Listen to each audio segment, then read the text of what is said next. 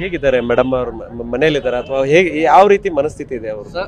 ಸಹಜವಾಗಿ ಯಾರೇ ಒಬ್ರು ಮಹಿಳೆಗೆ ಈ ತರ ಒಂದು ಅವಾಚ್ಯ ಶಬ್ದದಿಂದ ನಿಂದನೆ ಮಾಡಿದ್ರೆ ಬೇಜಾರಾಗೋದು ಸಹಜ. ಆದರೆ ತಾಯಿಯವರು ಬಹಳ ಧೈರ್ಯ ನಾನು ಕೂಡ ಕೊಟ್ಟಿದ್ದೀನಿ. ಚಂದ್ರರಾಜ್ ಹಟ್ಟಿಹೊಳಿಯವರು ಕೂಡ ಅವ್ರ ಜೊತೆ ಧೈರ್ಯವನ್ನು ತುಂಬಿದ್ದಾರೆ. ನಮ್ಮ ಇಡೀ ಕುಟುಂಬ ಇವತ್ತು ನಮ್ಮ ತಾಯಿಯರ ಬೆನ್ನಿಗೆ ನಾವು ನಿಂತಿದೆ. ನಿಜವಾಗ್ಲೂ ಇವತ್ತು ಈ ಮಾಧ್ಯಮದ ಎಲ್ಲರ ಮುಖಾಂತರ ನಾನು ಈ ರಾಜ್ಯದ ಮುಖ್ಯಮಂತ್ರಿಗಳು, ಉಪಮುಖ್ಯಮಂತ್ರಿಗಳು, ಪ್ರಿಯಾಂಕ್ ಖರ್ಗೆ ಅವರು, ಕಾಂಗ್ರೆಸ್ ಪಕ್ಷದ ಎಲ್ಲ ಸದಸ್ಯರು, ಎಲ್ಲ ಸಚಿವರು, ಪ್ರತಿಯೊಬ್ಬರಿಗೂ ಕೂಡ ನಾನು ಇವತ್ತು ಧನ್ಯವಾದನ ಹೇಳಲಿಕ್ಕೆ ಬಯಸ್ತೀನಿ. ಇದಾದ ತಕ್ಷಣವೇ ನಮ್ಮ ತಾಯಿಯವ್ರ ಬೆನ್ನಿಗೆ ಅವ್ರು ಏನು ಗಟ್ಟಿಯಾಗಿ ನಿಂತರು, ನಮ್ಮ ಕುಟುಂಬದಿಂದ ಅವ್ರಿಗೆ ನಾನು ಧನ್ಯವಾದ. ಈಗ ಹೇಗಿದ್ದಾರೆ? ಮನೆಯಲ್ಲಿದ್ದಾರೆ ಅಥವಾ ರಾಜ್ಯದ ಜನರಿಗೆ ಅದೊಂದು ಇದೆ? ಇದ್ದಾರೆ, ಮನೆಯಲ್ಲಿ ಇದ್ದಾರೆ, ಬೇಜಾರಾಗಿದ್ದಾರೆ. ಆದರೆ ಬಹಳ ಬೇಗನೆ ಸಾರ್ವಜನಿಕರನ್ನ ಭೇಟಿಯಾಗಿ ಕ್ಷೇತ್ರದ ಜನ, ರಾಜ್ಯದ ಜನ ಸೇವೆಗೆ ಬರ್ತಾರೆ ಅಂತ ಹೇಳಿ. ಈ ಎಲ್ಲ ಬೆಳವಣಿಗೆ ಆದ್ಮೇಲೆ ಬಿಜೆಪಿ ಅವರ ವರ್ತನೆ ಎಲ್ಲ ಒಂದ್ ಕಡೆ ಸಾಕಷ್ಟು ಜನರಿಗೆ ಇರಿಸ್ ಮುರಿಸ್ ತರಿಸ್ತಾ ಇರುವಂತದ್ದು. ಯಾಕಂದ್ರೆ ಇದರಲ್ಲೂ ಕೂಡ ರಾಜಕಾರಣ ಮಾಡಕ್ ಹೊರಟ್ಬಿಟ್ರ. ಬಿಜೆಪಿ ಅವ್ರದ್ದು ಬಾಯಿ ತೆಗೆದ್ರೆ ರಾಮನ ಹೆಸರು ಹೇಳ್ತಾರೆ. ನಾವು ರಾಮ್, ಭಗವಾನ್ ಶ್ರೀರಾಮ್ ಏನಂತ ಹೇಳ್ತೀವಿ? ಮರ್ಯಾದಾ ಪುರುಷೋತ್ತಮ್ ರಾಮ್ ಅಂತ ಹೇಳ್ತೀವಿ.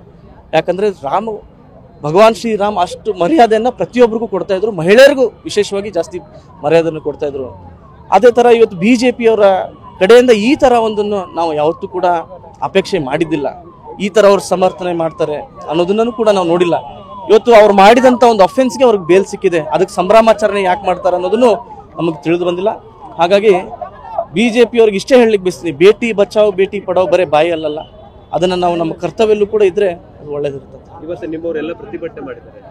ಇವತ್ತು ಸ್ವ ಇಚ್ಛೆಯಿಂದ ನಮ್ಮ ಎಲ್ಲ ಕ್ಷೇತ್ರದ ಬೆಳಗಾವಿ ಜಿಲ್ಲೆಯ ಜನತೆ ಸ್ವ ಇಚ್ಛೆಯಿಂದ ಅವರ ಅಭಿಮಾನದಿಂದ ಅವ್ರು ಪ್ರತಿಭಟನೆ ಮಾಡಿದ್ದಾರೆ.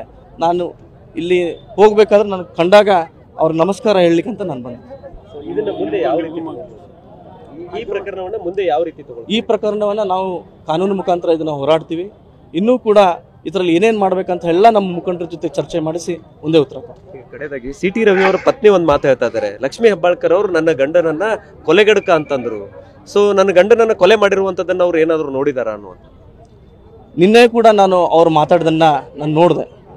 ಸಿ.ಟಿ. ರವಿ ಅವರನ್ನ ಯಾವ ರೀತಿ ಅವರು ಸಮರ್ಥನೆ ಮಾಡ್ತಾರೆ, ಯಾವ ರೀತಿ ಅವರ ಮುಗುಳ್ನಗೆಯನ್ನು ಕೂಡ ನೋಡಿದೆ. ಅವರು ಕೂಡ ಒಬ್ರು ಮಹಿಳೆಯರು, ಅವ್ರ ಬಗ್ಗೆನೂ ಕೂಡ ನನಗೊಂದು ಗೌರವ ಇದೆ.